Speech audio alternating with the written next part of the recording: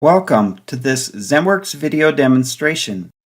In this video, we will demonstrate how to use the Protecting Against Malware Getting Started page to create and deploy custom scan and custom scan exclusions policies as part of the ZenWorks Endpoint Security Anti-Malware capability in the Management Zone. These customizations are in addition to deployment of the anti-malware base settings in the Anti-Malware Enforcement Policy, which is required before any anti-malware customizations can be deployed. In the last section of the Protecting Against Malware page, Apply Scan Exclusions and Custom Scans, there are quick links to create and assign these three custom anti-malware policies to managed devices. We'll explain the capabilities of each of these policies as we demonstrate how to configure and deploy them in the zone. Moving from left to right, we'll start with the Scan Exclusions policy by clicking the Create Policy link. When clicking this link, the flow of the wizard for policy creation has steps 1 through 3 pre-selected, so we click Next until we come to step 4. After naming the policy, we start configuring the policy in step 5.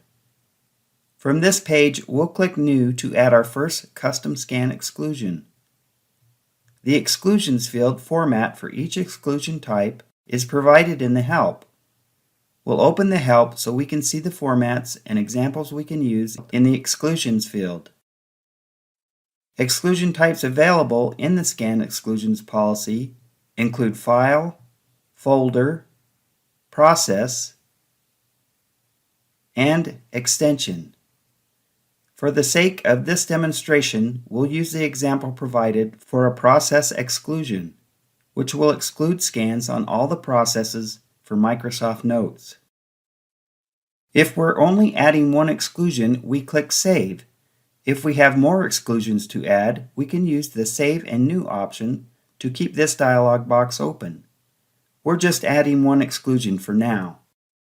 When we advance to the next page in the Policy Wizard, we can review any exclusions that we've added. We'll click Finish to return to the Getting Started page where we'll create a custom scan policy. For the purposes of this video, we're demonstrating creation of all three custom policy types in this section. Typically, you'd be creating one of these policies for a specific purpose at a specific time. We'll click the Create Policy link under the Custom Scan Policy heading. We'll again advance to step 4 to name the policy and then click Next. Several of the more granular settings when creating a new policy are preset based on the higher level settings we'll choose now in the Policy Wizard. After policy creation, we'll be able to see those granular settings in the Details tab and modify them if required. The default setting for the scan level is Normal to provide the best balance between security and performance. Aggressive provides more advanced security but may limit performance.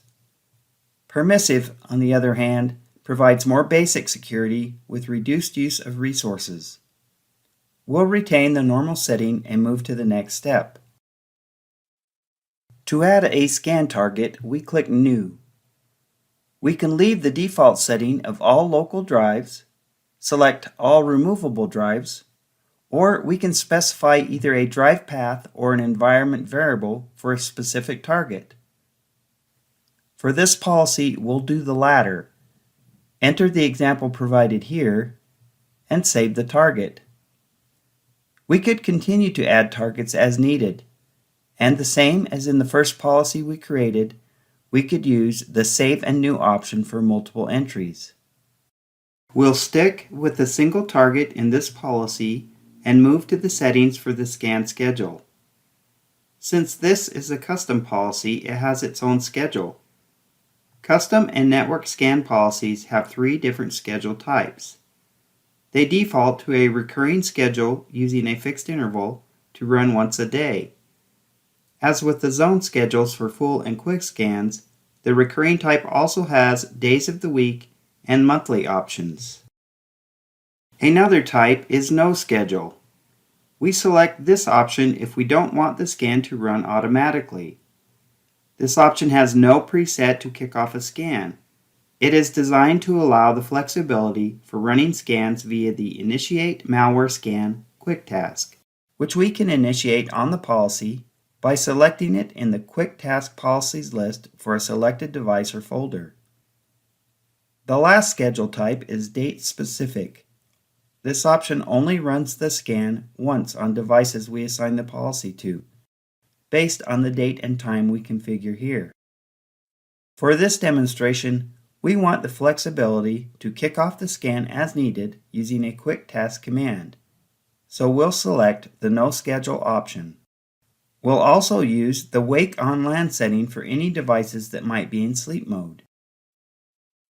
The last configuration page for the custom scan policy is used for scan exclusions, which can include built-in exclusions, exclusions from scan exclusion policies we assign to the same devices as this policy, and policy-specific exclusions we add after policy creation.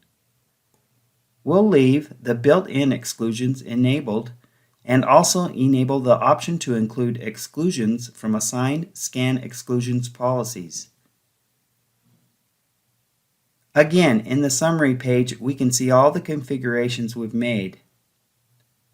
We'll select Define Additional Properties here before clicking Finish, so we can go directly to the Details page to see the granular settings in the policy.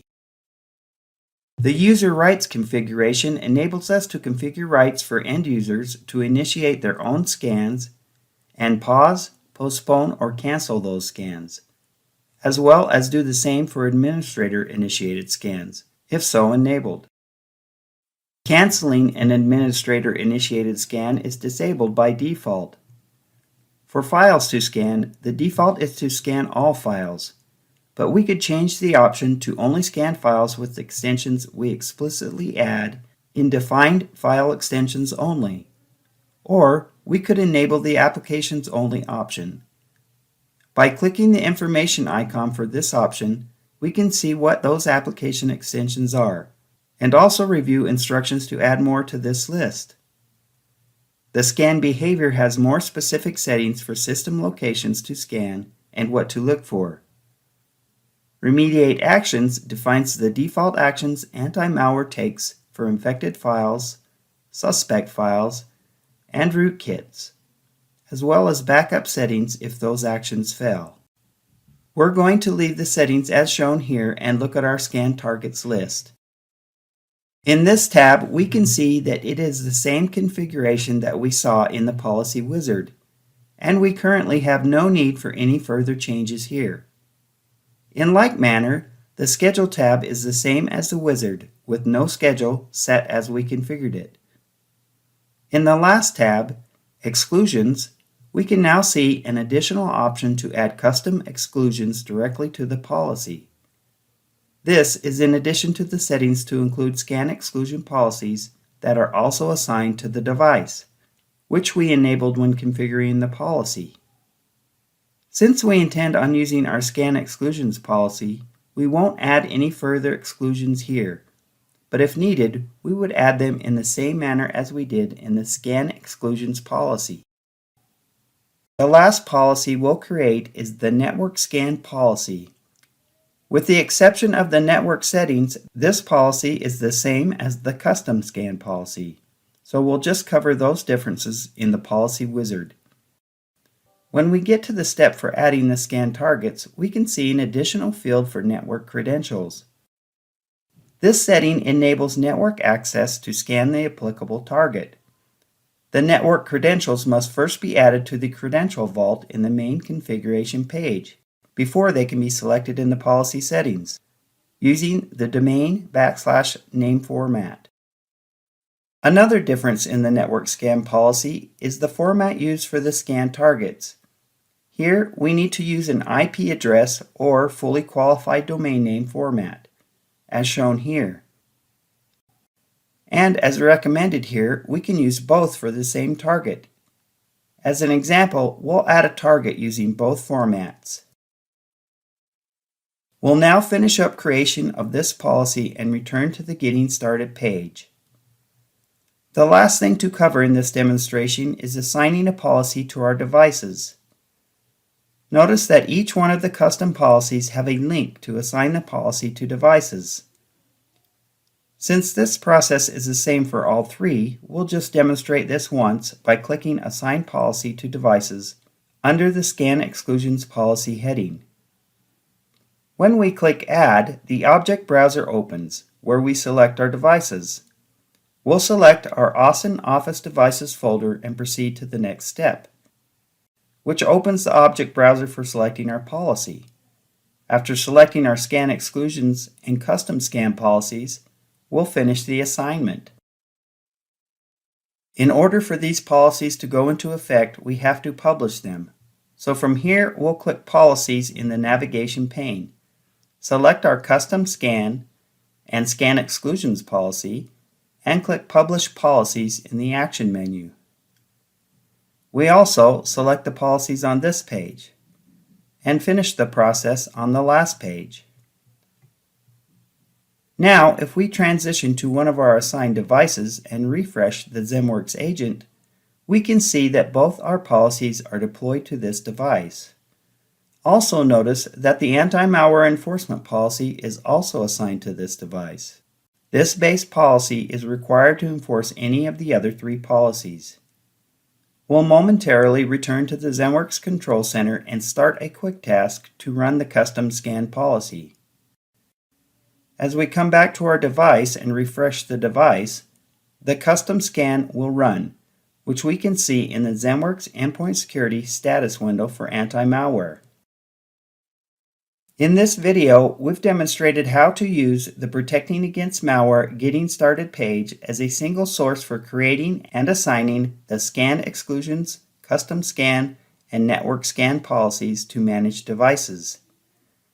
For more information about using ZenWorks security products, view other Getting Started videos, or see the ZenWorks documentation page. Thanks for watching.